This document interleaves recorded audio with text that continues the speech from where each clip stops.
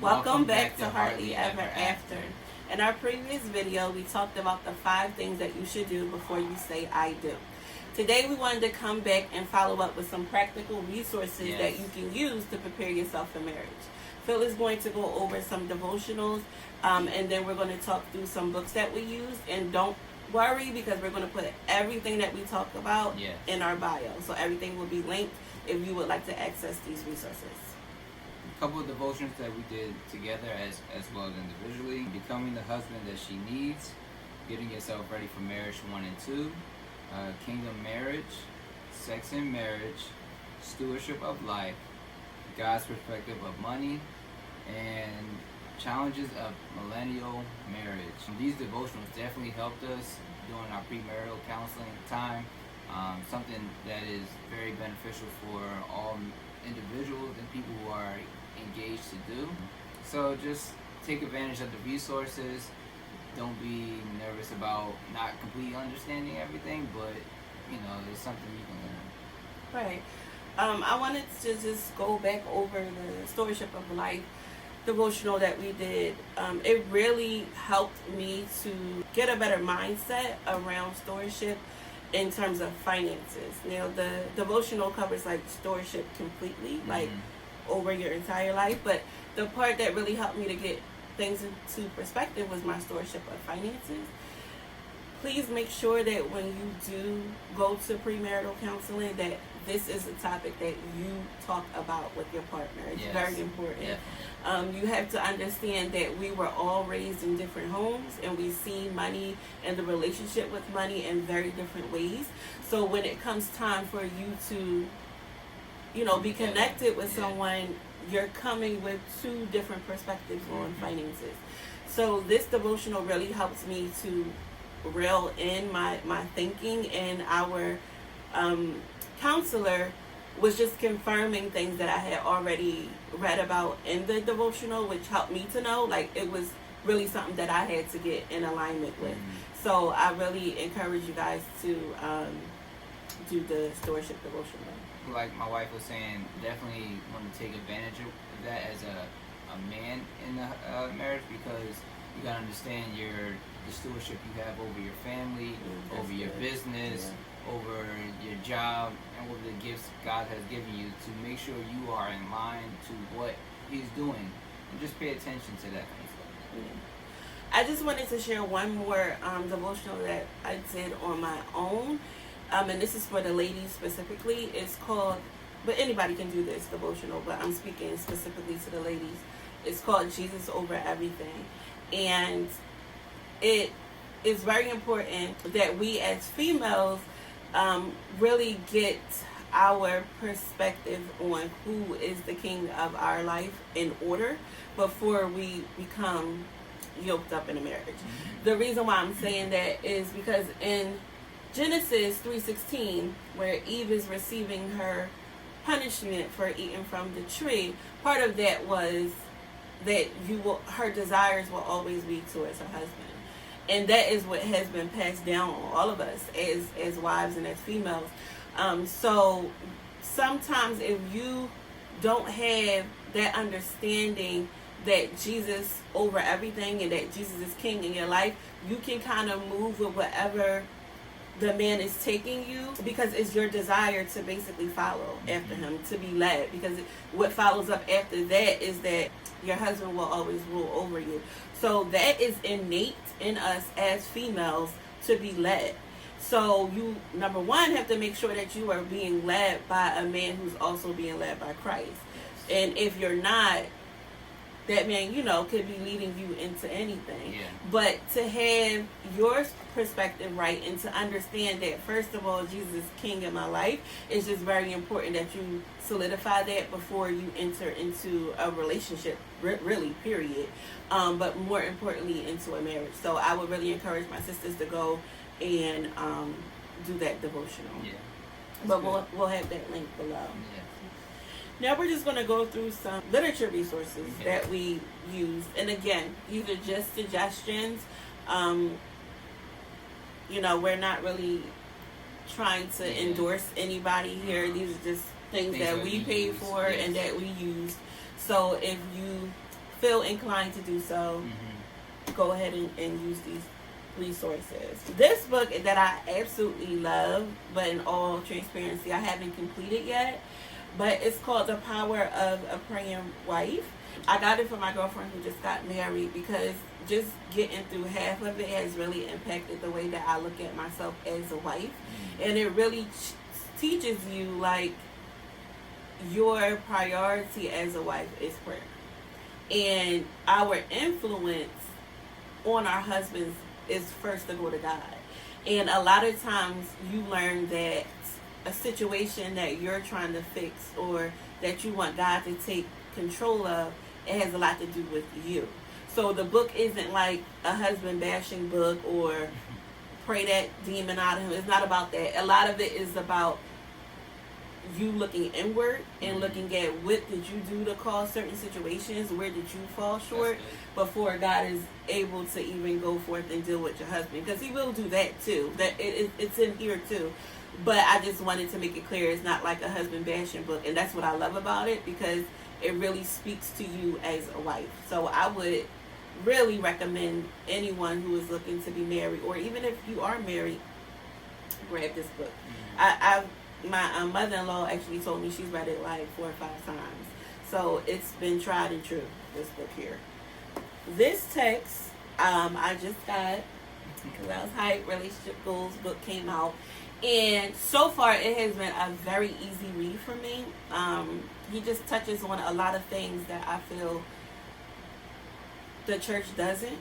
And, you know, we've been in church all of our lives, and a lot of things that he goes into, you don't hear that in youth ministry.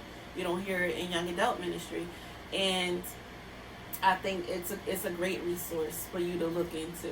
So go ahead and grab Relationship Goals. This is by Michael Ty, and again, we'll have everything linked below. Now, this one, I pulled this out because I think it's actually kind of funny. I got through a couple pages of this book, and some of the theology, I was like, So, I don't know. Maybe this is something that we later on can read and discuss and have a conversation around. But it goes into, like, the marriage bed. Is the marriage bed really undefiled? And I think it's very interesting. There's a lot of commentary out on this book about people who disagree and a lot of people who do. But I think it's interesting for us to explore some of the content that's in it, because I'm sure a lot of us have questions around, like, what does the marriage bed being undefiled really means. So if anybody would like to, like, do a book club with us or go through this and talk about it, let us know. Inbox us. I have a book here by T.D. Jakes, Crushing. It says God turns pressure into power. This is a book my wife got me. I didn't get a chance to read it yet, but I definitely want to pick it up and go through it. I will definitely be doing some small little videos about each chapter, just to show what my take is and what I got from it. So just look out for the videos. I think the overall thing that we're just trying to convey is that you're a continual learner. Like, in your marriage, you're learning each other every day. You're learning new things about one another. Definitely. And you're definitely learning new things about yourself. So we wanted to show you things that we read before and things that we are reading now, just to show you, like, you're constantly trying to understand this journey that you're on. Right. Grow as a person, grow as a man of God, woman of God within your marriage. Just to be a better person, being strong, being those type of things, characteristics that we need. Yeah, characters of Christ.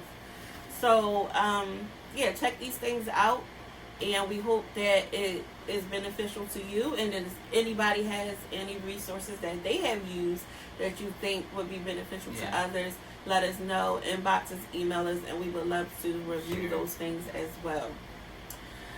So that's all we have for you in terms of Hartley Ever After content. But we just wanted to take a moment and support a few Black businesses that we have just recently supported.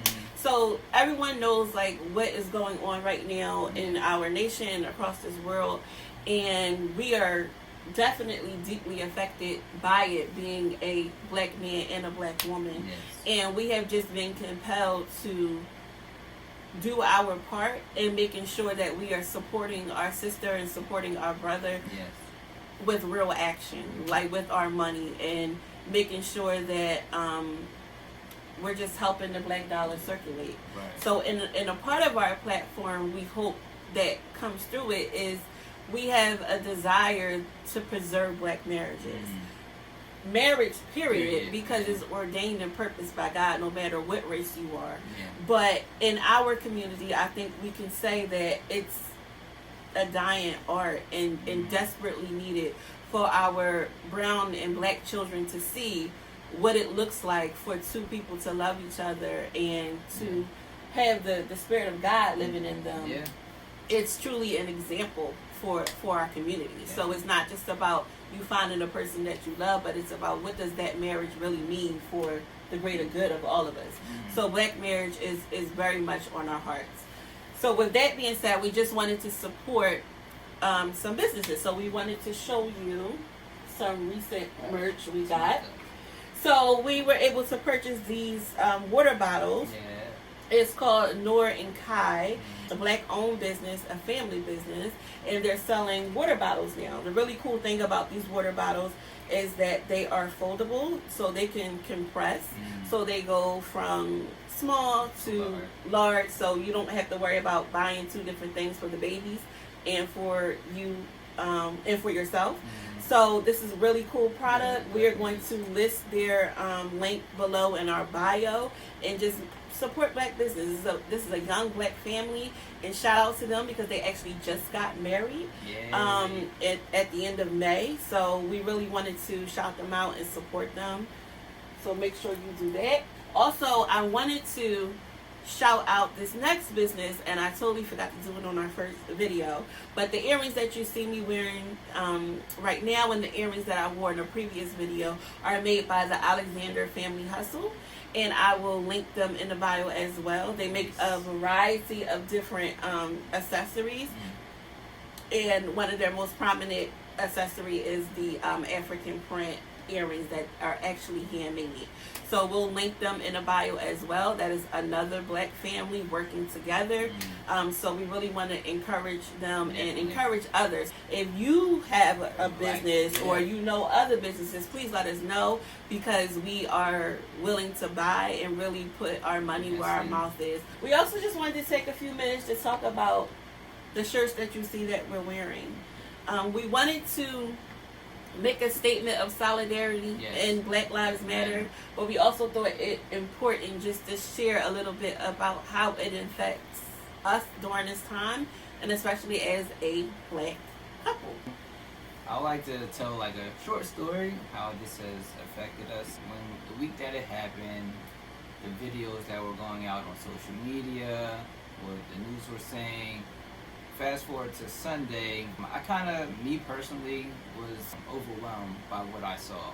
It really took a toll on my mental state and my spirit and everything. So I had to take a break and fill myself with like worship music. So I had to ask my wife to, basically disconnect from what's going on and fill our house, fill our spirit with worship and do some devotionals and messages that was going on that Sunday, because it was too overwhelming and it really affected me in a bad way. The way it affected me is that I took it as it could have been me. It could have been anybody that I'd known. So definitely something to take in mind, to check out sometimes, to disconnect sometimes, because it does affect your mental state and your spirit and everything. So. And I, on the other hand, felt like I was betraying George Floyd by not staying connected. I felt that I had to keep my eyes and ears to the ground to pay homage and to be like, no, this time is for you. Like, we're saying your name, we're devoting our energy, we're devoting our time. And I did not have enough sensitivity and grace to the fact that I'm married to a black man, and how it makes him feel to see another black man be murdered on tape in broad daylight. And the fact that he has to go to work and drive home, and what images and news rails are playing on his mind as he's taking that ride back and forth to work in a predominantly white affluent area. So it didn't dawn on me until that moment that we shared with one another. So I think it was important for me to have empathy for my husband at that time. And while I am a black woman and a lot of injustice happens to us, and we're not going to say one is worse than the other, I had to also step back and understand that I'm not a black man, and how that affected him differently than how it could have affected me.